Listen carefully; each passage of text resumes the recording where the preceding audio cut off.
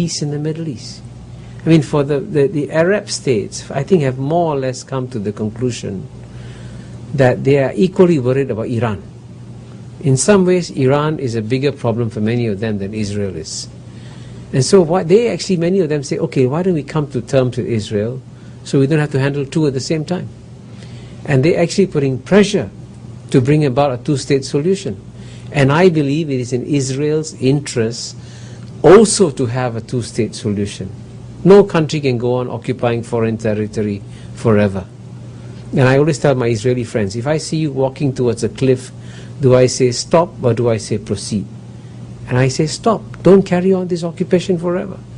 Now, if you had competence in the West in geopolitical management, we will be moving towards a two-state solution, seizing this opportunity and taking advantage of it.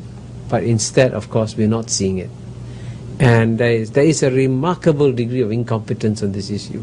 And then the other issue, if you want a real textbook example of incompetence, if you want to write a textbook on how not to invade and occupy a country, just study what the United States did in Iraq.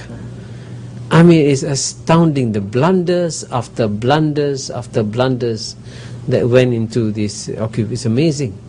I mean, what is astonishing, as I say in the book, is that there were actually people, I mean, I would say Ivy League trained people, intelligent people, thoughtful people in Washington, D.C., who actually believed that in the 21st century, an army of Christian soldiers walking onto Islamic soil would be greeted with flower petals.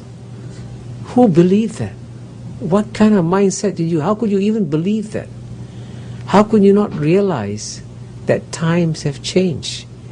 No country today would welcome a foreign army on its soil. It's as simple as that. And if you understand how much history has changed, just look back 100 years ago, right? My ancestors, 300 million of them could be ruled relatively passively by 100,000 Englishmen. Stunning.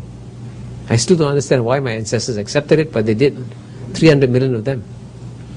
Today, the world's most powerful country, which spends more on defense than the rest of the world combined almost, cannot pacify one state of 25 million people with 160,000 soldiers. History has changed. We have moved on. But the mindset that believes that you can go around occupying countries still lives on. And that's an example of incompetence that's got to be changed. Now, I can give, briefly touch on other examples. You have all this talk about global warming that is going on. The global warming, as you know, is the flavor of the month. We're all supposed to be worrying about the snow caps melting in the Arctic and Antarctic. And I buy all that, okay? And I agree that global warming is a danger.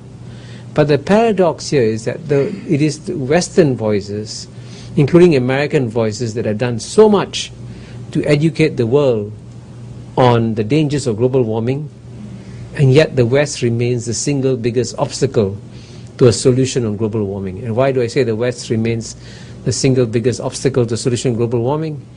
Because the global warming today is not a result of the new flows of greenhouse gas emissions that come from China or India or elsewhere. It's also a result of the stock of greenhouse gas emissions that have been put up there by the West for the last 100 or 200 years or so.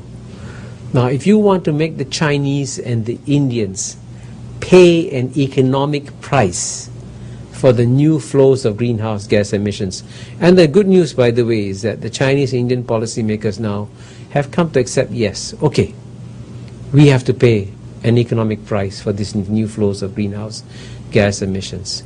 But they're not going to pay a price for the new flows if the West is not going to pay a price for the stock. They say, excuse me, you mean to say you get a free ride for all the stuff you put up there for the last 200 years? No thanks. No deal.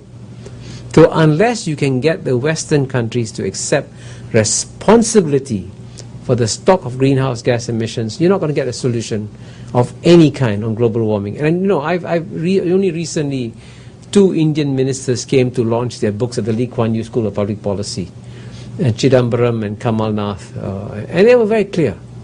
Yes, we want to be part of the solution, but the West has got to take greater responsibility. And if the West not going to take greater responsibility, we're not going to move on these areas. And find just a quick reference to one example of incompetence. And this is the non-proliferation regime. And here it's a great tragedy that this non-proliferation regime, which has essentially worked, essentially the nightmare scenario we faced was that we would go from 5 nuclear powers to 20 to 25 nuclear powers. That didn't happen. We have gone from 5 to essentially to 8. 5 plus India, Pakistan, Israel. Now it's more or less worked. It's a good regime. It's one that we should be trying to strengthen and sustain. Instead, today the Non-Proliferation Treaty is legally alive but spiritually dead or dying. And why is it spiritually dead or dying? Well, the nuclear weapon states, which took on their obligations under the NPT to reduce their nuclear arsenals, not modernize their nuclear arsenals, have not kept to their promise, have not fulfilled their part of the bargain. So if the nuclear weapon states don't fulfill their part of the bargain, why should the other states now fulfill their part of the bargain? And this basically means that we enter possibly a more dangerous world if you allow the non-proliferation regime to collapse, and it's the West that is responsible for the deterioration of the non-proliferation regime. And I can go into that a bit more. When you have someone like Donald Rumsfeld saying, what's wrong with nuclear bunker busters? You're basically saying, hey, it's okay to cross the nuclear threshold. So if it's okay for you to cross the nuclear threshold, why is it not okay for me to do so? What's so special about you? This is the danger of these comments. And here, if I may say something even more sensitive. I mean, when you have a presidential candidate like Hillary Clinton saying that she will obliterate Iran if Iran attacks Israel, right? I mean, certainly I think America should defend Israel against Iran. I accept that. I think America should do that. But to use the word obliterate an entire country, the message it sends is a very powerful one. What the Muslim world hears, here we go again. Muslim lives don't matter. You can talk freely about obliterating an entire Islamic country. Now, what kind of message are you sending?